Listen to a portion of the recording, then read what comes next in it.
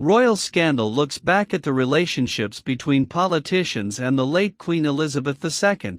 Number 1. Sir Winston Churchill, 1951 to 1955. The wartime Prime Minister was a formidable presence for the Queen, providing a father figure at a time when she needed it most, at the very start of her reign.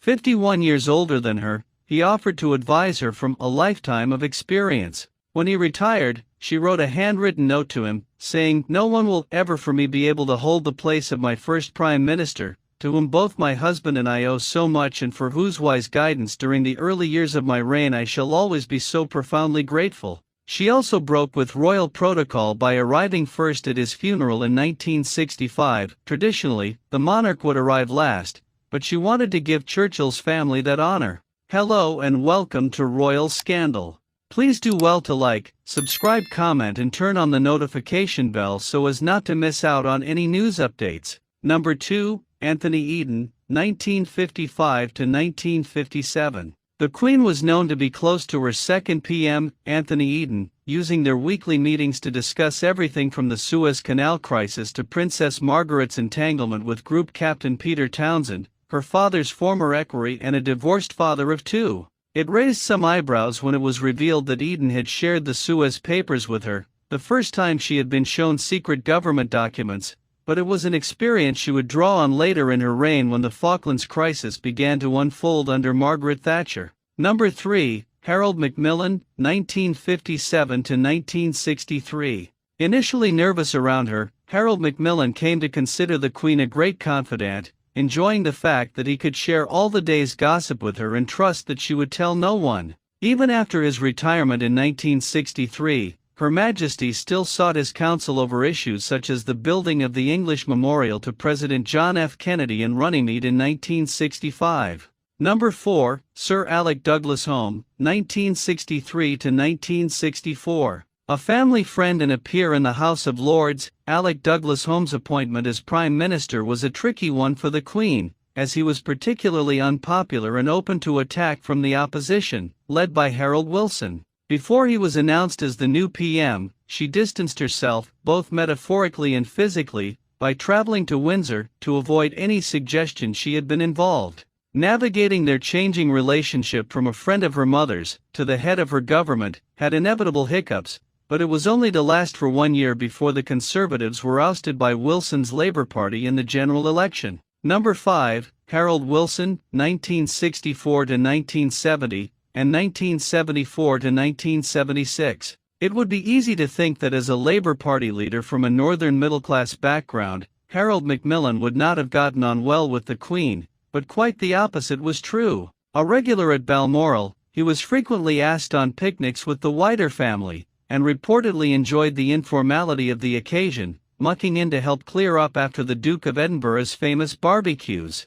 The Sunday Post once reported that their weekly meetings would often exceed 2 hours, a sure sign of their closeness. Number 6. Edward Heath, 1970 to 1974. Edward Ted Heath presided over one of the most difficult eras of the 20th century, with his tenure at 10 Downing Street encompassing the miners' strikes, blackouts and the institution of a 3-day working week to cut back on energy consumption. The lifelong bachelor was said to have struggled with small talk, and found his weekly audiences with the Queen frosty, likely due to their differing views on the Commonwealth. In 2012, their relationship made headlines after it emerged that the then very elderly Heath had fallen asleep during a dinner the monarch held with her ex-prime ministers. Number 7. James Callaghan, 1976 to 1979. Another Labour leader who got on well with the Queen, Callaghan was ex-Royal Navy, something that elicited a great deal of respect from Her Majesty. A strapping 6'1", the man named Sonny Jim reportedly even enjoyed a flirtatious relationship with the Queen, and she once pinned a flower to his buttonhole while walking the grounds of Buckingham Palace. One of the great things about her is that she always seems able to see the funny side of life. All the conversations were very enjoyable, he was once quoted as saying. Number 8. Margaret Thatcher, 1979 to 1990. On paper, the Queen and her longest-running PM should have had a lot in common, both being female leaders in traditionally male spheres, as well as wives and mothers with conservative values, yet the opposite was the case. While Thatcher's conservatism came from her background as the self-made daughter of an alderman, the Queen's was inherited via the confidence of centuries of divine right.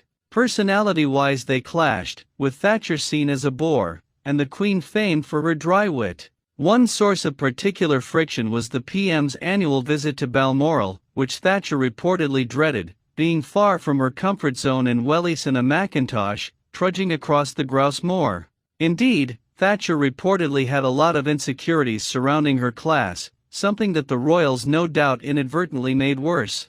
Number 9. John Major, 1990 to 1997. The Queen's ninth Prime Minister John Major was the first to be younger than Her Majesty. While she was 64, he was 47. The two shared a close relationship, no doubt due to Major supporting her through her Annus Horribilis of 1992, the disastrous end to the marriage of the Prince and Princess of Wales, and the other royal scandals of the 90s. Another signal of his royal seal of approval is his relationship with Princes William and Harry. He was appointed as their special guardian after the death of their mother, representing their interests in her will, and was the only politician invited to Harry's wedding to Meghan Markle in 2018. Number 10. Tony Blair, 1997 to 2007. No love was lost between Tony Blair, the first PM to be born during the Queen's reign, and Her Majesty. Things got off to a bad start when the new Labour leader took it upon himself to dub Diana, Princess of Wales, as the People's Princess, and to make it known that he had encouraged the Queen to make a statement after her death, purportedly claiming to have saved the reputation of the monarchy. Add to that his wife Cherie's apparent refusal to curtsy, the fact that both Blairs hated Balmoral, and Tony's indiscretion in including private conversations he had with the Queen in his memoirs, and you can see why there is a froideur between the couple and the monarch. Number 11. Gordon Brown, 2007 to 2010. While the Queen is known for her love of Scotland, she was not so keen on Gordon Brown, according to reports, often doing impressions of the dour Scotsman. Along with Tony Blair, he has the dubious distinction of being one of only two ex-prime ministers not invited to the wedding of Prince William to Kate Middleton in 2011. Number 12. David Cameron, 2010 to 2016. At 44 years old, David Cameron was Her Majesty's youngest Prime Minister to date. Despite a few hiccups, most notably Purgate when he disclosed that the Queen had practically purred down the line after learning Scotland had voted to remain part of the UK, the Tory leader and the Queen are thought to have gotten along swimmingly. He also worked closely with her on a major change to primogeniture law, updating it to allow older sisters to ascend to the throne before younger brothers ahead of the birth of the Duke and Duchess of Cambridge's first child in 2012. Number 13. Theresa May, 2016 to 2019. In contrast to her relationship with her first female PM, Margaret Thatcher, the Queen and Mrs. May enjoyed a close bond, with Her Majesty reportedly looking forward to their weekly catch UPS. At the time of her departure from Number 10, ITV's royal editor Chris Shipp said, "While members of the royal family sit above the political debate, I've heard some of them speak with admiration for the level of hard work and many hours of negotiation Theresa May has invested in her role over the last 3 years." Number 14. Boris Johnson, 2019 to 2022.